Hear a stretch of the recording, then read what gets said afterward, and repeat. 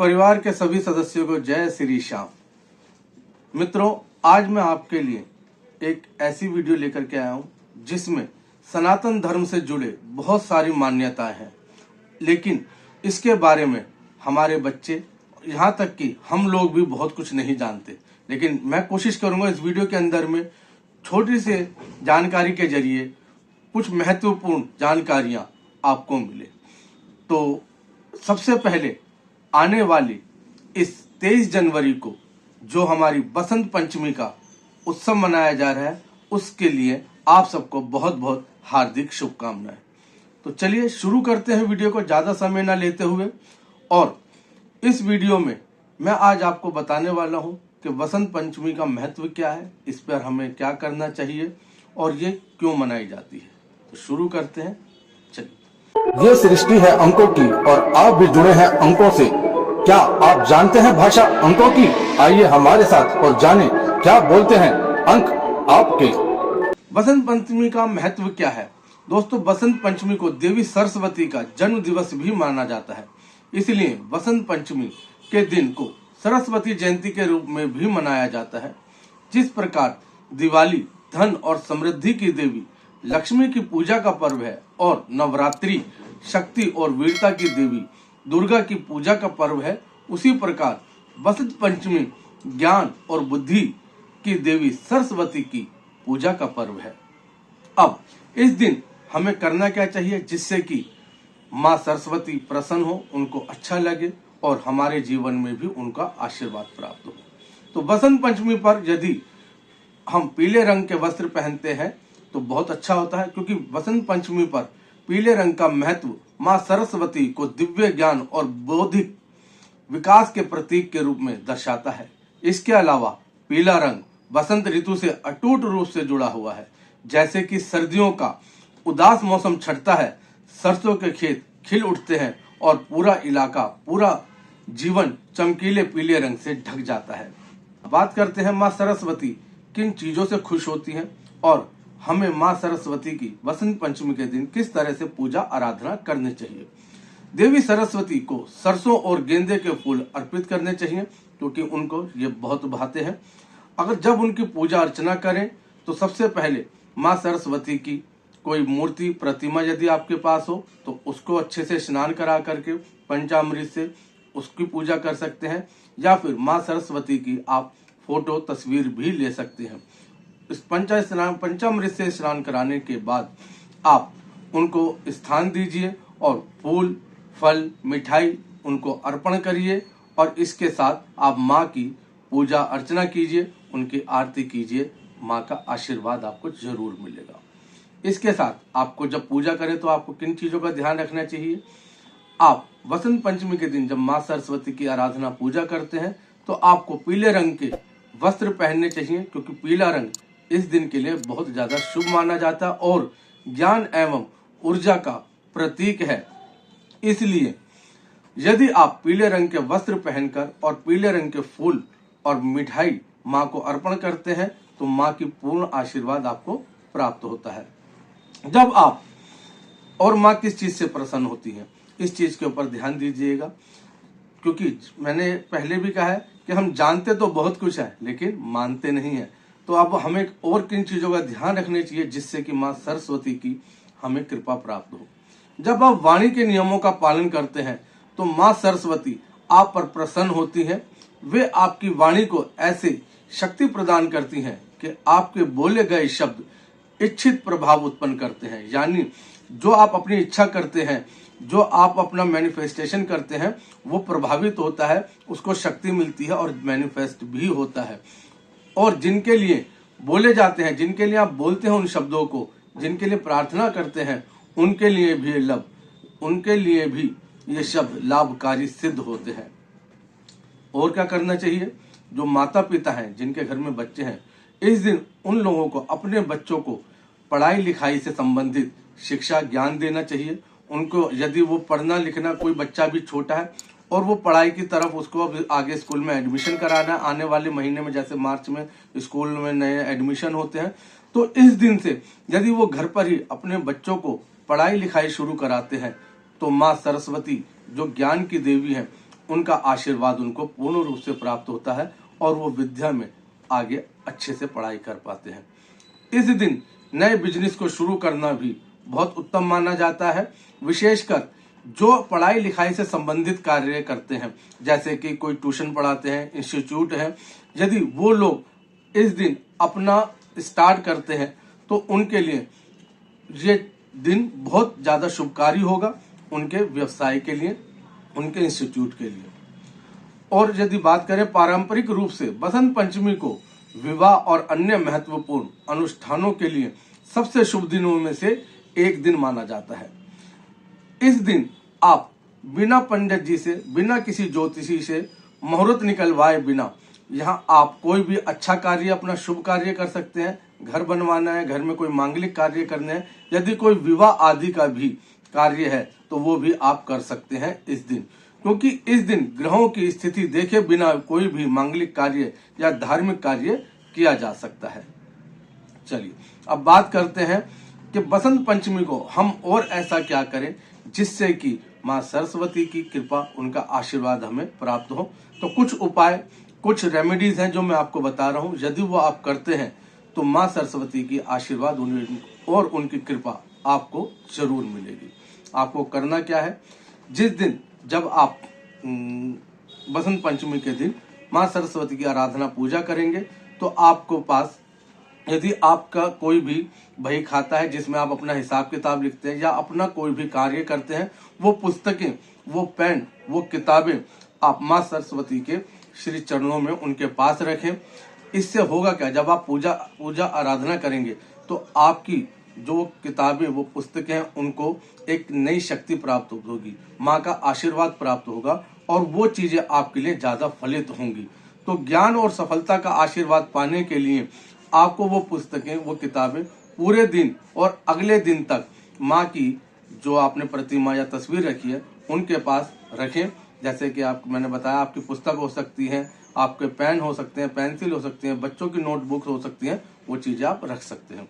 इसके साथ और क्या कर सकते हैं, जब आप पूजा आराधना कर लें माता की, उसके बाद आपके घर में छोटे बच्चे होंगे, उनको अगर आपके पास कोई सोने की कोई सलाई हो या सोने की जो कोई अंगूठी होती है, उससे बच्चे की जीवा पर ओम लिखें, हिंदी में ओम।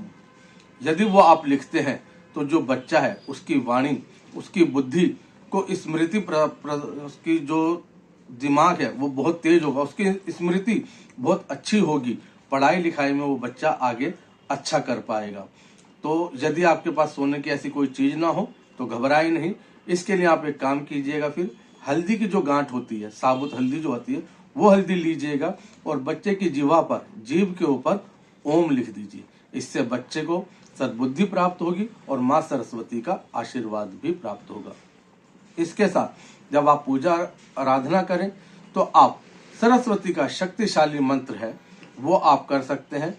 वो मंत्र कौन सा है, यदि आप इस मंत्र का जाप 108 बार करते हैं तो माँ की कृपा भी आपको प्राप्त होगी और आपकी बुद्धि को तीक्ष्ण शक्ति प्राप्त होगी। क्या है ये, ओम एम एम एम ह्रीम ह्रीम ह्रीम सरस्वतीये नमः।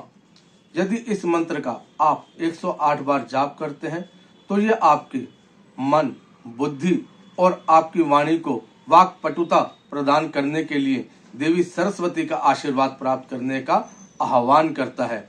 यह मंत्र बुद्धि, रचनात्मकता और विद्या के लिए देवी सरस्वती को प्रणाम करने और उनके दिव्य आशीर्वाद का आह्वान करने का मंत्र है। अब यदि आप जब माँ सरस्वती को इस मंत्र के द्वारा आवाहित करते हैं तो माँ जब आपको इस मंत्र के द्वारा आपके घर में प्रवेश करती हैं अदृश्य रूप के अंदर में, वो आपको अपना पूर्ण रूप से आशीर्वाद प्रदान करती हैं, उनकी पूर्ण कृपा आपको मिलती है।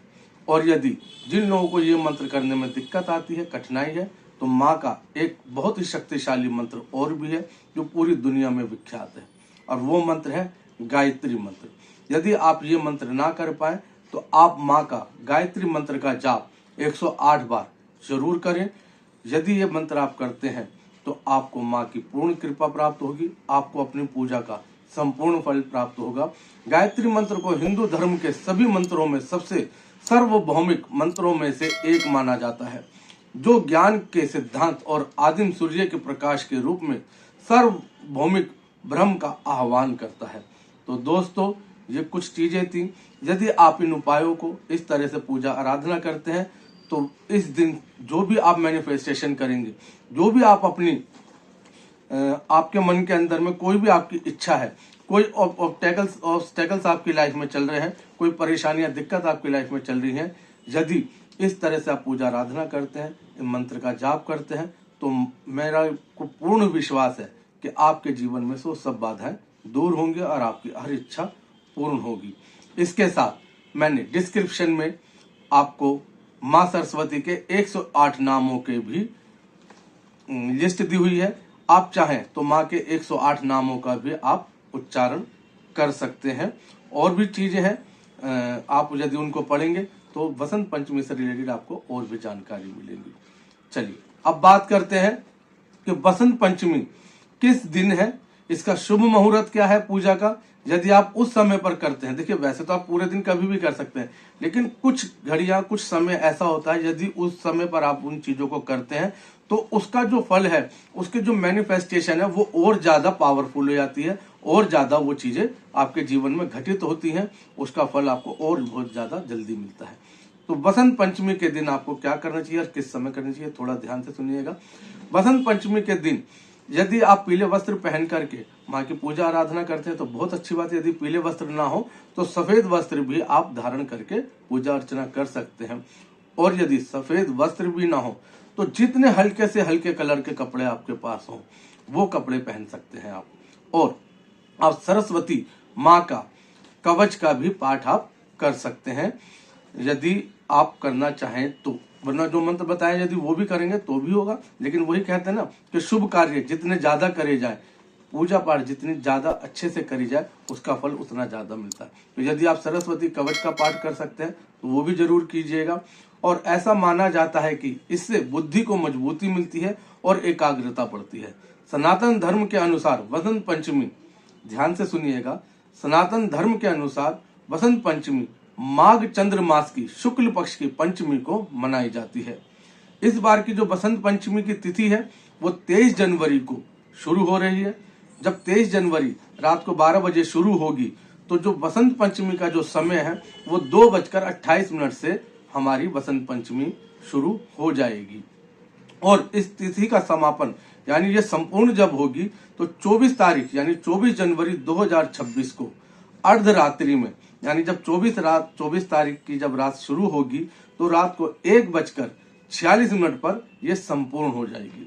अब इस दिन पूजा आराधना जो करनी है माँ की, उसका सबसे शुभ समय जो है, वो सबसे शुभ समय जो आपका रहेगा वो सुबह 23 तारीख को 7:15 से शुरू होगा और दोपहर 12:50 तक रहेगा। मान्यता है कि यदि आप इस समय पर पूजा अर्चना करते हैं, माँ की आराधना करते हैं, तो इसके फल आपको बहुत अच्छे मिलेंगे, कई गुना मिलेंगे। जो भी आप मैनिफेस्टेशन या जो भी कोई आप अपनी इच्छा करते हैं तो वो आपको जल्दी फलित होगी।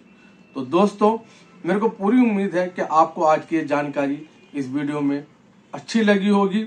और यदि अच्छी लगी है तो इस वीडियो को आप इस चैनल को लाइक जरूर कीजिएगा, इस वीडियो को आगे शेयर जरूर कीजिएगा ताकि और भी लोग जो इन चीजों से वंचित है उनको इसका लाभ मिले।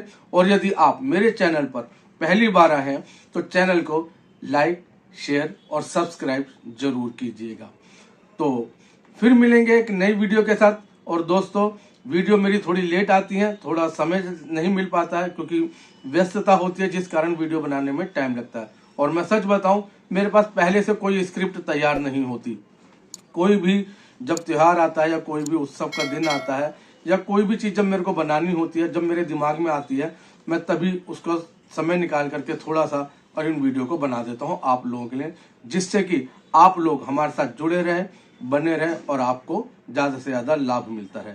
और यदि मेरी इस वीडियो में या मेरी किसी भी वीडियो में किसी भी तरह की कोई त्रुटि, कोई भूल गलती रही हो तो उसके लिए मैं हाथ जोड़कर आप सबसे माफी मांगता हूं, क्षमा चाहता हूं। और मैं ज्यादा से ज्यादा कैसे बेहतर कर सकता हूं उसके लिए आप कमेंट्स में जरूर लिख करके हमें बताइएगा ताकि हम और ज्यादा बेहतर कर सके। तो धन्यवाद, बने रहिए हीलिंग न्यूमेरेंस के साथ। मैं संजय गोला धन्यवाद करता हूं आप सभी का। जय श्री आपके